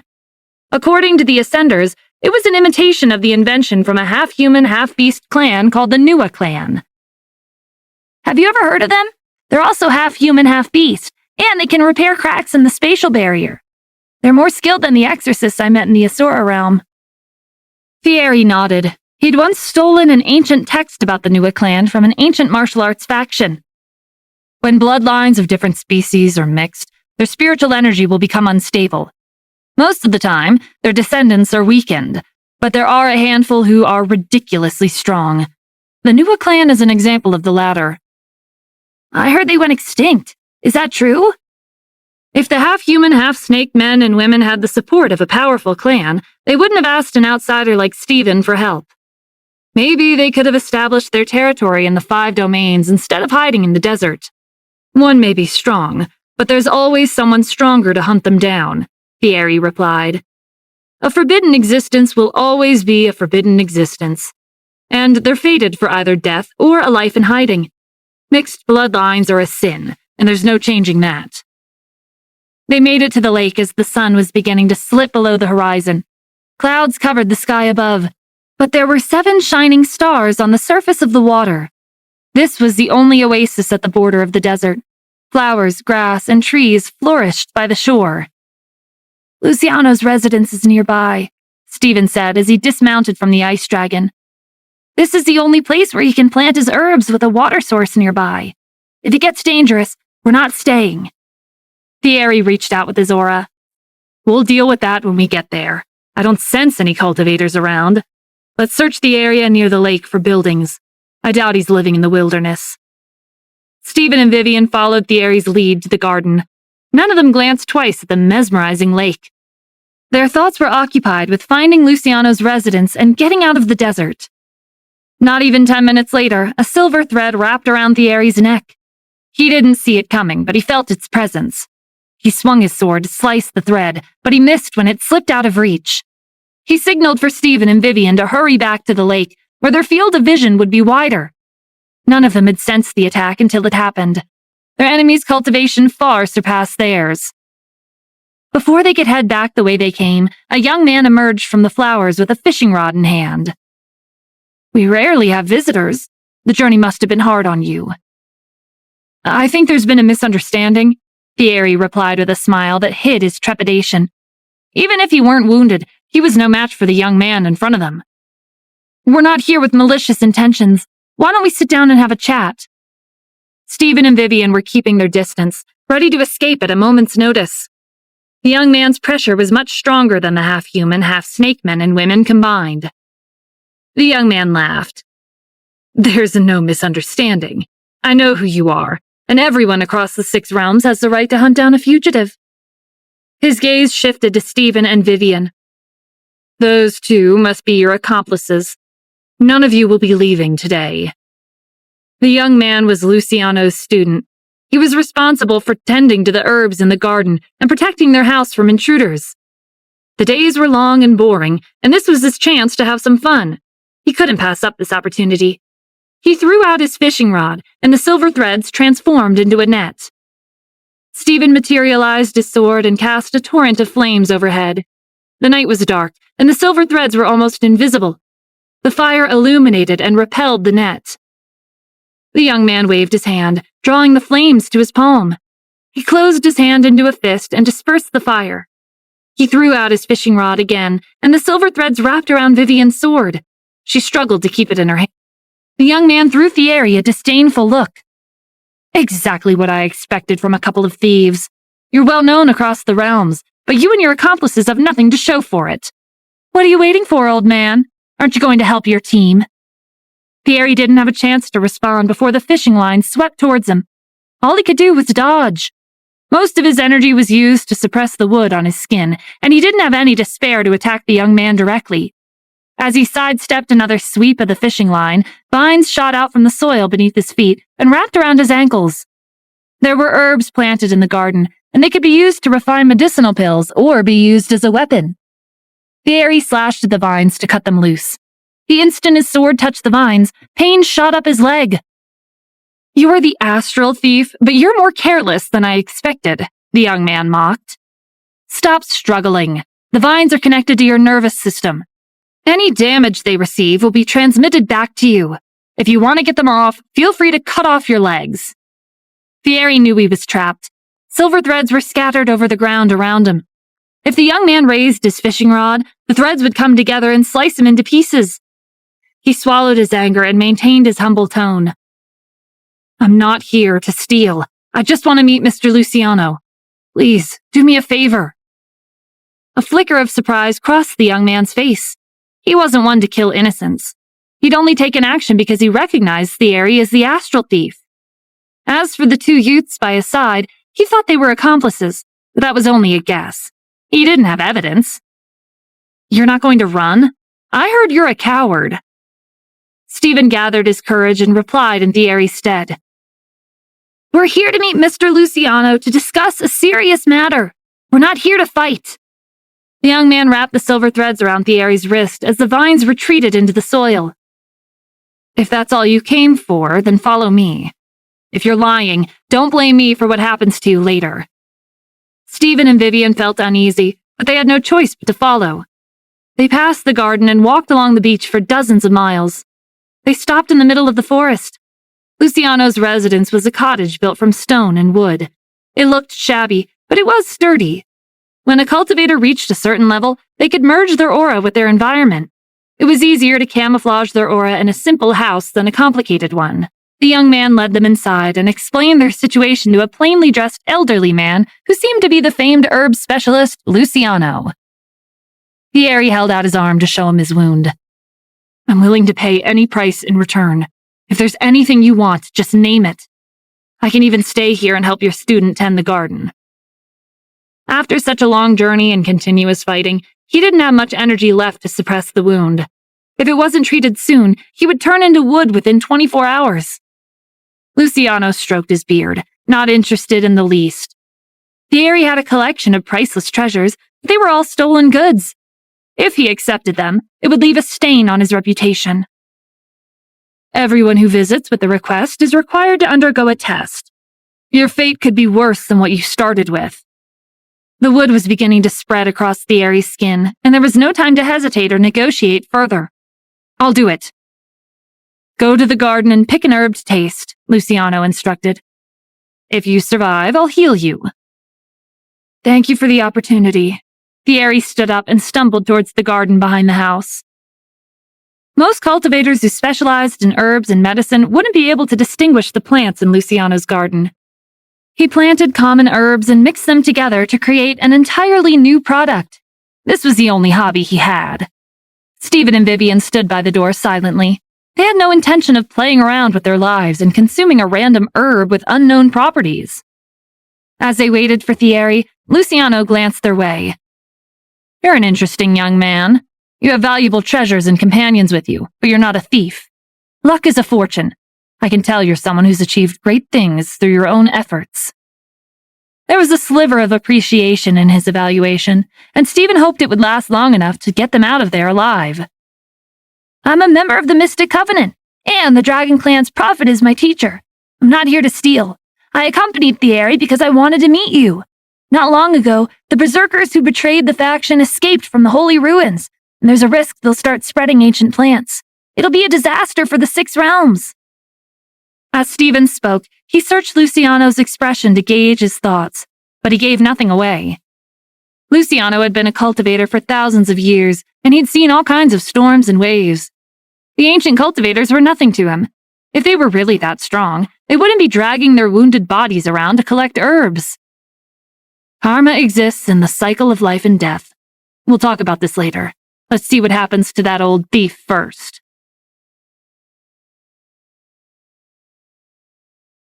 The garden at the back of Luciano's house was smaller than the one by the lake. It was only a few square feet. Thierry searched the entire garden as fast as he could, but he couldn't distinguish more than half of the plants. In the end, he chose an herb he did recognize. It was a spicy herb with many uses. It could remove the hot and cold energy in the body, or be lit to repel critters like insects, rats, or snakes. It was one of the most common herbs on the market. Thierry hesitated for 1 second before putting the herb into his mouth and chewing slowly. I've done as you asked. I hope you can remove the wood on my skin as soon as possible. Luciano waved his hand. Flower petals and leaves drifted past the doorway and hovered above Thierry's arm. They squeezed themselves, and a dark brown herbal fluid dripped onto the wound. The wood faded, and his skin returned to its smooth, unblemished state. Thierry let his energy freely circulate through his meridians again and felt instant relief. He didn't know what Luciano preferred, so he took out a vast assortment of uniquely designed and eye-catching treasures. Thank you for saving my life. This is a small token of my appreciation. If it's not enough, please let me know. Luciano didn't spare the treasures a single glance. Saving the life of the wicked was the same as committing a sin. The astral thief had stolen treasures across the Six Realms, and his heist would end today. Those who visited his garden had a slim chance of survival. The only difference between his visitors was their end. I only promised to treat the injury on your arm. You'll need to deal with the consequences of the herb you ingested on your own. Thierry nervously checked his condition. His internal organs were functioning as usual, his energy was normal, and his muscles and bones didn't show any signs of poisoning. What was the problem? The herb you consumed wasn't what it appeared to be, Luciano explained. I created it. It can't be found anywhere else. Once consumed, the herb will begin to affect your memory. You could forget a martial arts manual you've memorized by heart, or forget your understanding of the path of cultivation. You could even forget your crimes and your enemies. In short, your past will become incomplete. The herb didn't have much of an effect on ordinary people. They might lose a small part of their memories, but their daily lives were ordinary to begin with. They could always make slight adjustments and return to their usual routine. But this wasn't the case for Thierry. He was a cultivator and a fugitive. He was constantly on the run or caught up in battle. If he forgot an aspect of a technique he learned long ago, it could become a fatal mistake and lead to an early death. As for his treasures, if he forgot how they were used, they were nothing more than scrap metal in his collection. Forgetting his enemies was perhaps the most dangerous side effect. If he crossed paths with someone he'd stolen treasures from, he wouldn't recognize the danger until it was upon him. "That's so scary," Vivian whispered. "Doesn't that mean he won't be a cultivator anymore?" "That will depend on what he forgets," Stephen replied. "This was his decision." Thierry sat on the floor dejectedly and went through his past experiences. Like Luciano had said, some of his memories were blurry. "It's not the end of the world, and it's not that far off from what you offered when you arrived," Luciano said. "You just have to adjust your lifestyle. Stay here, plant some flowers, cultivate your mind, and escape the troubles of the outside world. You won't have to worry about your enemies finding you, and you'll have plenty of time to appreciate your treasures." His suggestion was the only way for Thierry to survive. If he left with Stephen and Vivian, there was a risk he'd forget how to fight and end up dead. He was left with no choice but to agree. Luciano's student came over and motioned for Thierry to follow him to the second floor. Allowing the astral thief to stay meant that they were now on the same side. Luciano turned to Stephen and Vivian. "Now it's time to resolve your issue. You wanted to ask about the ancient plants, correct?" After seeing how Thierry had ended up, Stephen wasn't so sure he wanted to take such a big risk. He gave Luciano an awkward smile. "I don't think that's necessary. I'll handle it on my own." "What's the hurry? I have an offer for you. I know you have the Book of Destiny in your possession. While I was traveling the world and tasting herbs, I found a book with special abilities. It's part of the sacred manual like yours. It's called the Book of Life. You can also try an herb from the garden. If you survive, I'll teach you its contents. Opportunity and risk often coexist. As the Prophet's student, you should understand how important it is to improve your cultivation. With this book, your current dilemma will be resolved." Luciano's offer was tempting. It wasn't easy to gather the fragments of the Book of Destiny. If Stephen passed up this chance, he might never come across the Book of Life again. This must be how Luciano had survived all the herbs he'd consumed, and this might be the only way to suppress the ancient plants. Vivian was worried. She could tell that Stephen was swayed. "If you choose the wrong herb, you could die. Do you have a way to tell the herbs apart?" "No, I'll have to rely on luck. I need that book." Stephen made up his mind and went to the garden behind the house. There were too many varieties of strange flowers and grass to analyze. Even if he tried, he wouldn't be able to tell the difference between them. He summoned the threadworms and asked them if they could taste the soil and sense the difference in energy between the herbs. They appeared as small white earthworms and drilled into the dirt. They bit a small amount of soil at the roots of the plants, careful not to accidentally consume the herb itself. The poisonous herbs were effective on humans and beasts alike. The threadworms sampled all the soil at the roots of each plant, but they didn't find anything wrong with them. Stephen bent down and inspected the herbs. "There's no helping it. I'll have to taste them myself." The threadworms poked their heads out of the dirt, wriggling in concern. "You can summon the other beasts and let them taste the soil." "That would be cheating. Luciano's watching me. He won't be too happy if I summon someone else." Stephen held out his hand, and the threadworms piled on his palm. He tucked them in his pocket. There was nothing he could do but pick a random herb at the edge of the garden and ingest it. He grimaced at the bitter taste and staggered back into the house. "I don't know if they were poisonous or not, but if they were, I should at least catch a glimpse of the Book of Life before I die, right?" "You don't care about your own life anymore?" "Whether it's a blessing or a curse, I can't avoid it. I know you wouldn't have let me leave without tasting an herb from your garden." Luciano gave Stephen a nod of approval. He was on good terms with the Prophet. Naturally, he wouldn't harm his student. The public thought he was a daredevil who risked his life every time he ingested herbs to test them, but in reality, he'd gone to the Prophet and asked him to analyze the properties of the herbs he couldn't differentiate. That was how he'd cheated death all this time. When Luciano found out that Stephen wasn't that well acquainted with Thierry, he decided to teach him the Book of Life. Telling him to ingest a random herb from the garden was just a test of his courage and judgment. An ancient text appeared in a flash of golden light in front of Stephen. This was the Book of Life. It recorded every flower, plant, ore, and crystal nurtured by the earth, including the varieties found in desolate locations where no cultivator had ever set foot. You won't recognize half of the records, but that's normal. Cultivators are ambitious.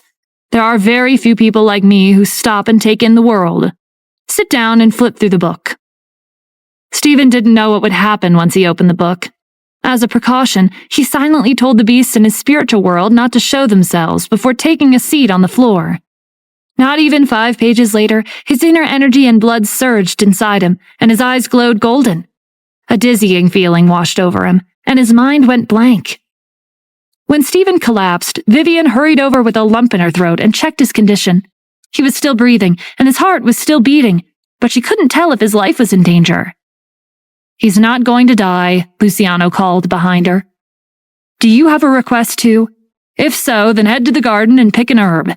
If not, then wait for him to wake up." Unlike Thierry and Stephen, Vivian didn't have a request. Luciano was capable of much more than the legends and rumors, but she couldn't risk her life and abandon her family. As time passed, the blood in Stephen's body stabilized, and clarity returned to him. He rubbed his eyes and blinked away the haze in his vision. The threadworms were hovering over him in their human forms. They'd probably moved him from the floor to the couch when he passed out. He ruffled their hair, reassuring him that he was fine before summoning them back to his spiritual world. Luciano and Vivian were waiting for him at the table across the room. Stephen knew he was lucky, but not this lucky. Luciano had planned this from the very beginning. "You're finally awake," Luciano said when Stephen joined them at the table. "If the ancient cultivators are left unchecked, the balance between the 6 realms will fall, and I don't want to clean up their mess. Take care of it before the situation gets worse."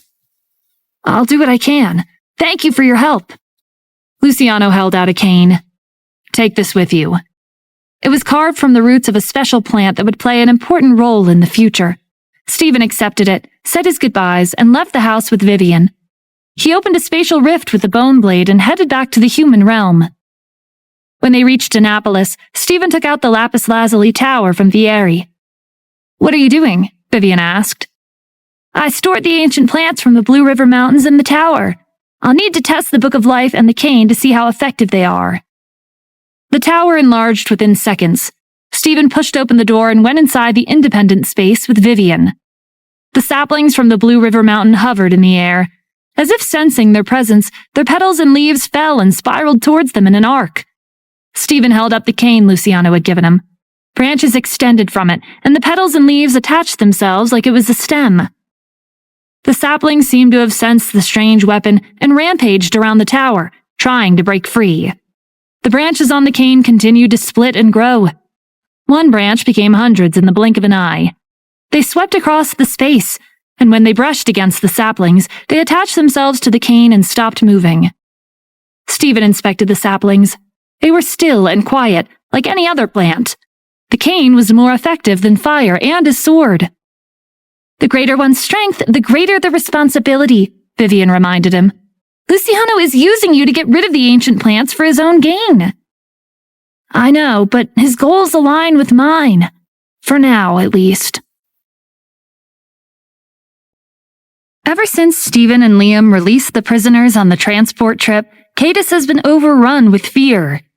The prisoners had split up and hid deep in the mountains. They stole from wealthy families in nearby villages, and the wealth they accumulated was enough for them to live a life of luxury. The officials in charge of security and order sent troops to capture them, but none of them had succeeded. They returned empty-handed after being forced off the mountain. When the news reached NATO Run, he sent his masked puppets to lead the search. But the prisoners were clever. They avoided direct confrontations and ambushed them from a distance with talismans. The masked puppets weren't fatally injured, but the talismen were a nuisance they didn't know how to handle. Liam reported the information to Stephen. "Why isn't NATO Run sending his team to find the prisoners? His puppets are strong, but they don't match up to his team." Liam didn't have a conclusive answer. The Leviathan Unit's intelligence network didn't expand the Imperial Palace. The ancient cultivators had taken over, and attempting to collect information would put their own people at risk. 5 members of his team had been captured. He could be trying to preserve the rest of his forces. He's sending out his puppets in case the prisoners are a trap. This gives us more time to prepare, but Warhawk and Maplewood are mass-producing weapons and equipment and transporting them to a military base in Cadis. I suspect they're going to launch an attack on our borders soon. "Scotty and Garan won't join them," Stephen said. "The easiest way to get to us is through Cadis. If they're planning to attack our eastern border, they'll have to open theirs. Move our troops to the fortresses in the east. Yes, sir. NATO Run's goal had always been the United States' advanced weapons and equipment. The ancient cultivators could destroy armies with a wave of their hand. Their only option was to defend their borders as best they could. After Liam left, Stephen was alone in the villa. As he thought about the crisis about to befall the country, he sensed another presence in the room. He turned around and saw Kim behind him. When did you get back from the Elysian Realm? Did Ren finish training you? It's dangerous to cross spatial rifts alone. You should have told me. I would have come to get you. Kim gave him a kiss on the lips and took a seat beside him. Do you notice anything? He gave her a once-over. Notice what? I'm not really here. This is my clone. Ren helped me master the cloning technique the Leviathan unit's leader taught me. My main body is cultivating in his courtyard. Stephen reached out with his aura. Kim's clone was a perfect replica of her main body. It wasn't made purely of energy like most clones he'd seen in the past. Every cultivation manual had its unique mysteries, even if he couldn't see through this technique. Their conversation was interrupted when breaking news sounded on the TV. Warhawk had been holding an election for head senator for the past week. Head Senator Merrill had announced her departure from Warhawk's parliament and ended her term early. She nominated her right-hand man and head secretary, Hillskin, to take over. Somehow, the unpopular director of the Trade and Commerce Department, Paxton, had risen to fame and surpassed Hillskin's votes by 8% and won the position. Kim frowned. Paxton has always been trying to implement unfavorable conditions for trade between our two countries. Now that he's the head senator, the tensions will be even worse. Stephen leaned back in his seat with a sigh. I wasn't expecting Warhawk's parliament to change their leadership while I was away. I should have made a move earlier and asked the director of the logistics department to compete with them. Well, who knows if the outcome would have changed. The ancient cultivators have a large number of higher-ups in the parliament under their control. In light of Paxton's election, the U.S. sent a delegation to Warhawk to congratulate him and gather information.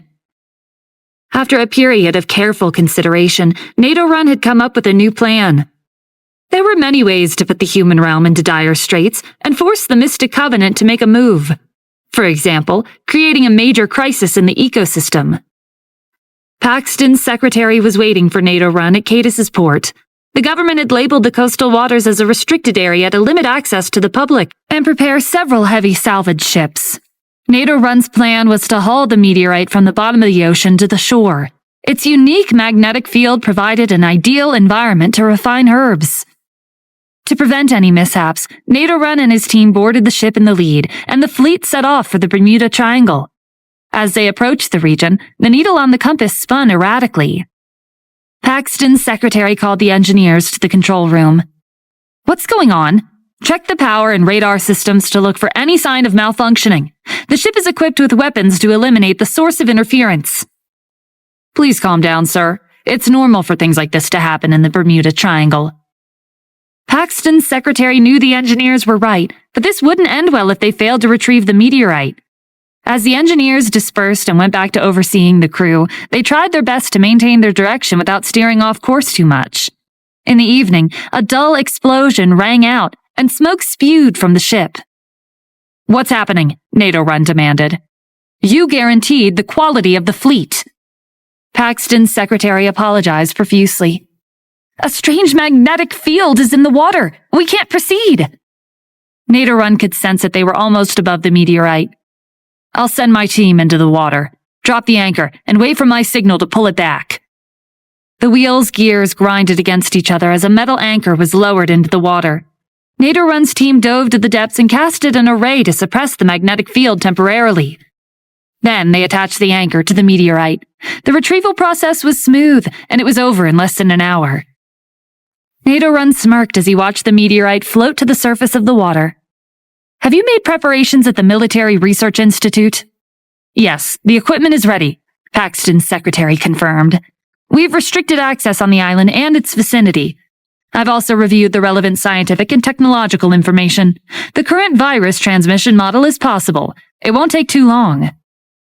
In the middle of the night, the meteorite was pulled to the beach on the island of Warhawk's research institutes. Naderun's team had to drag it out of the water and haul it to shore. Thousands of miles away in Annapolis, Stephen was woken by a phone call from Farid. A transport ship retrieved an unidentified object from the Bermuda Triangle and transported it to the Research Institute on the island. Naderun's team is among the crew. It must be something important. The ship belonged to the logistics department, and a few members of the crew on board were Farid's spies. Stephen was almost certain that the unidentified object was the meteorite at the bottom of the sea. When Thierry was there, he'd retrieved all the herbs he could find. Stephen couldn't figure out what the ancient cultivators needed the meteorite for. My subordinates were instructed to stay on board, so they won't be able to track the object, Farid continued.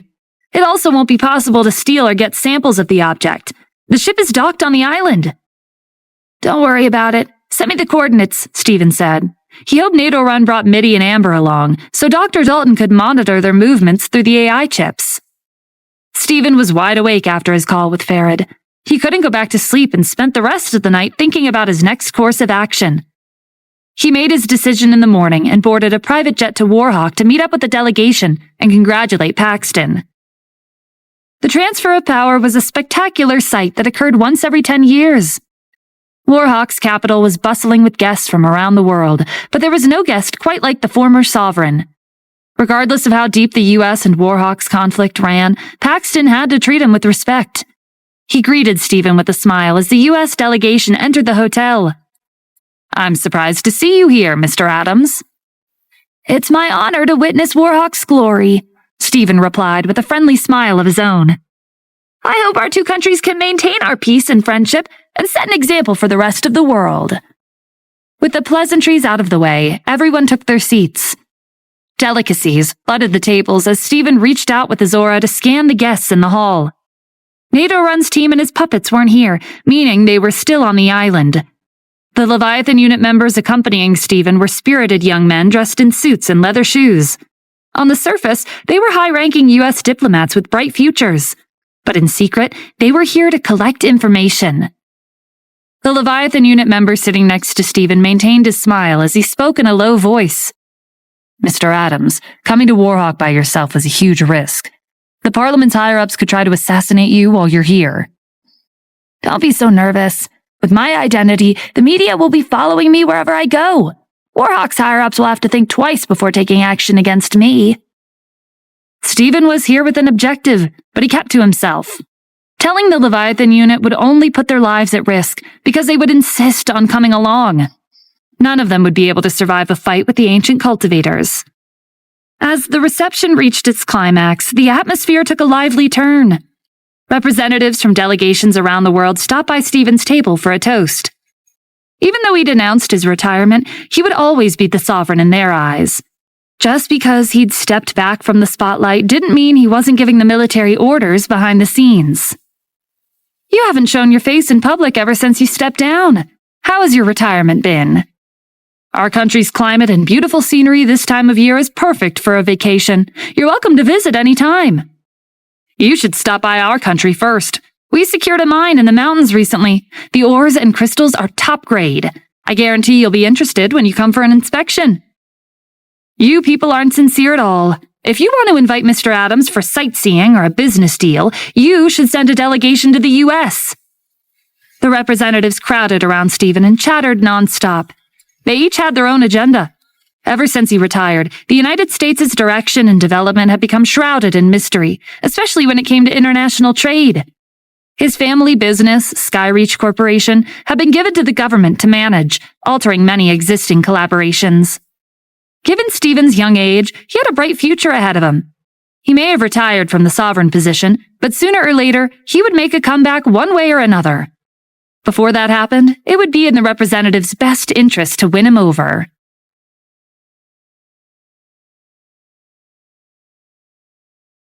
Stephen's presence made him the center of attention at the lively reception.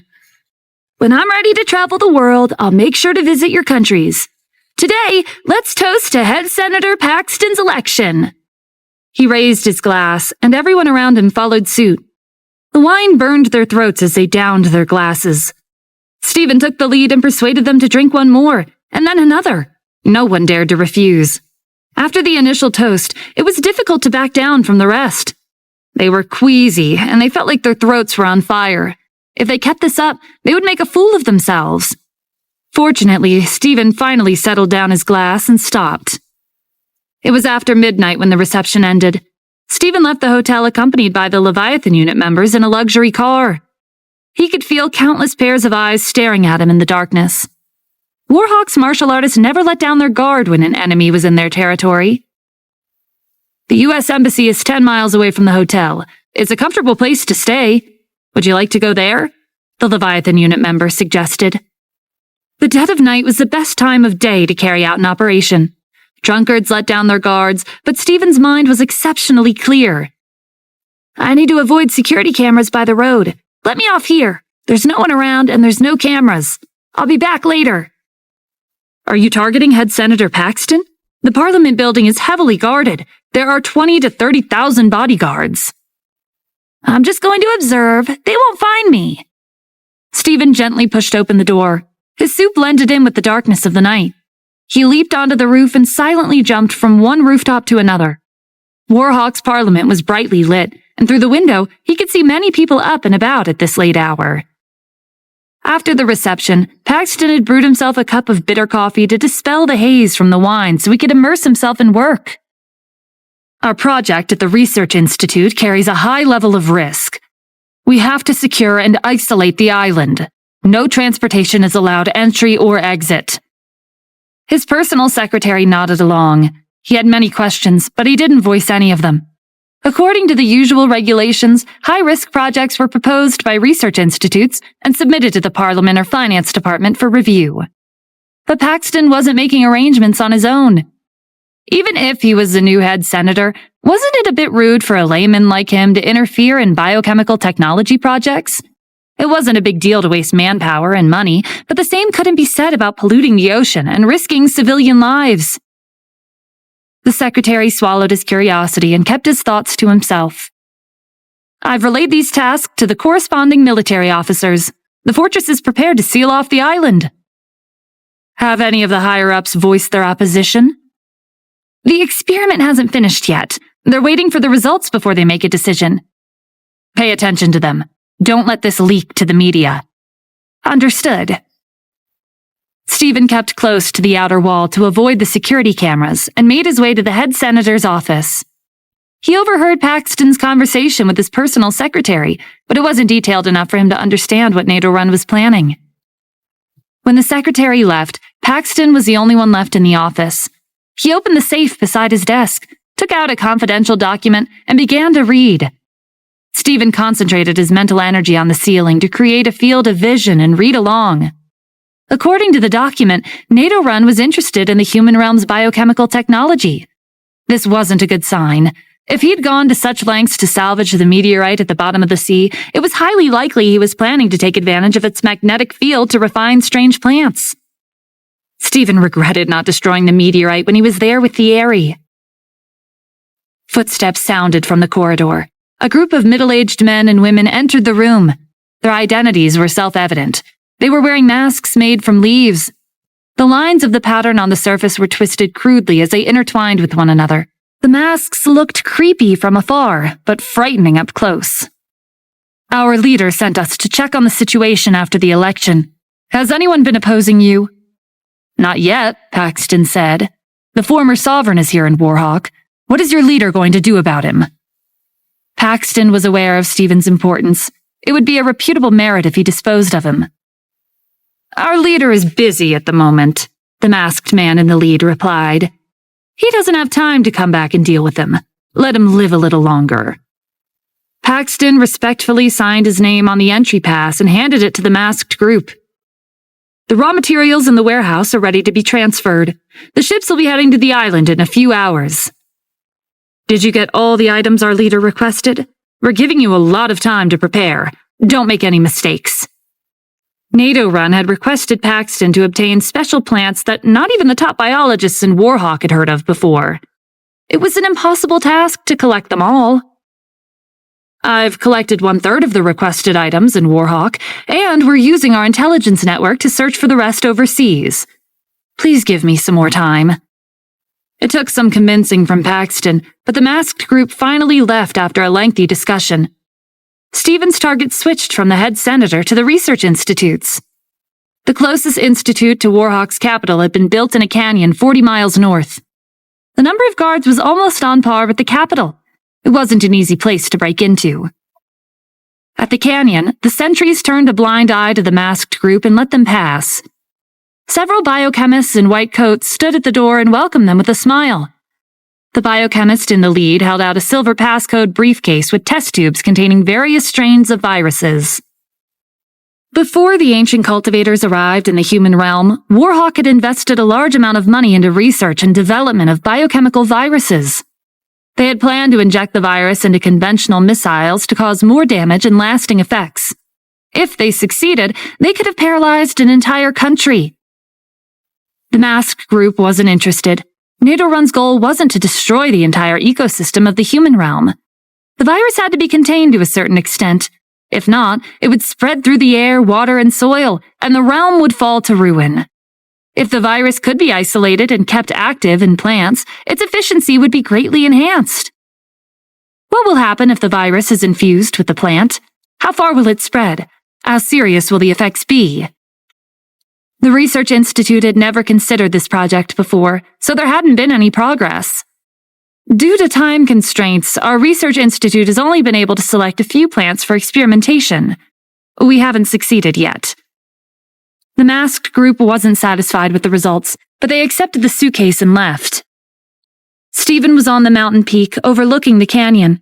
He was more than 1,000 feet above the institute, but he could see and hear the exchange between the researchers and the masked group clearly. A war with guns and weapons was much simpler than a biochemical virus. He had to get more information to develop a vaccine. The iridescent dragon appeared in the size of a hand and landed on Stephen's shoulder. Those ancient cultivators are resorting to your realm's technology. Do you think they're doubting their strength and capabilities? Fighting and killing doesn't involve as much wisdom as strategizing.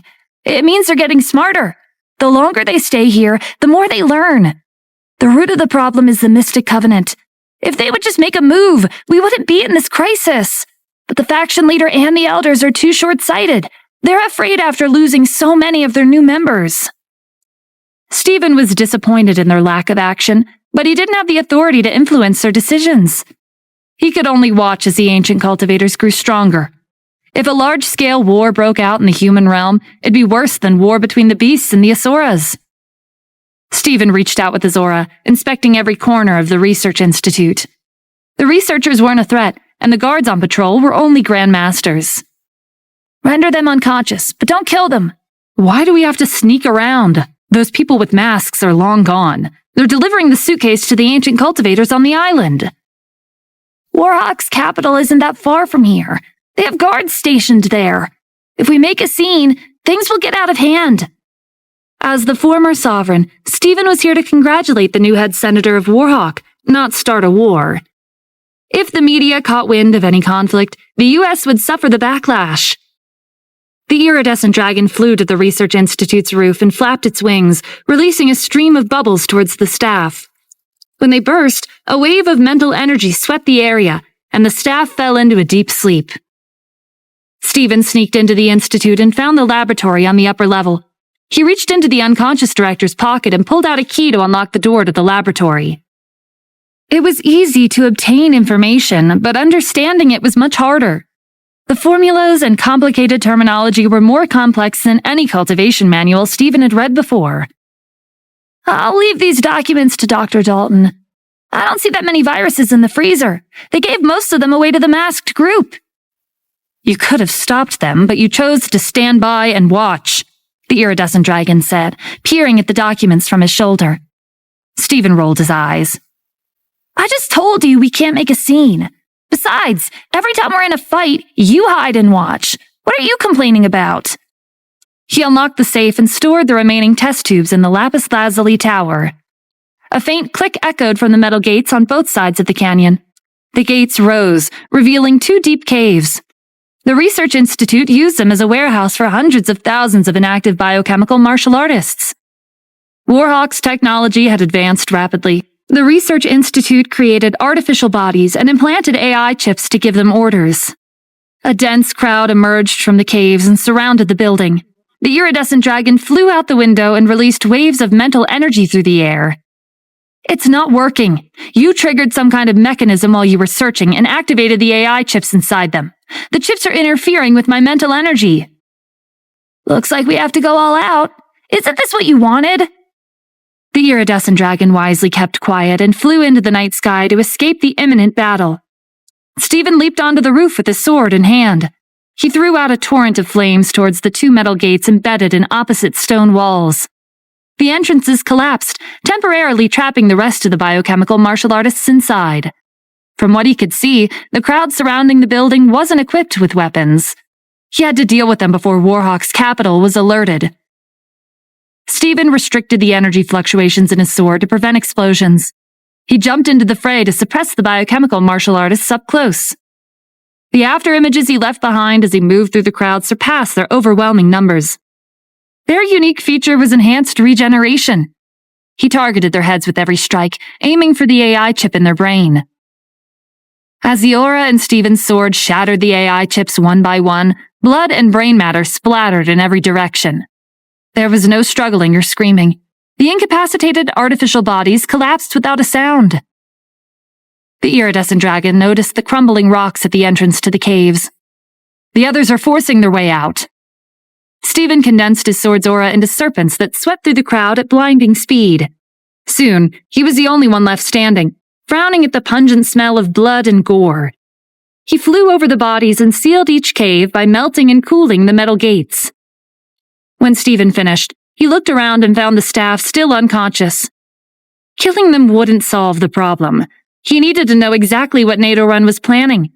He summoned the ice dragon, and they headed towards the island in the south.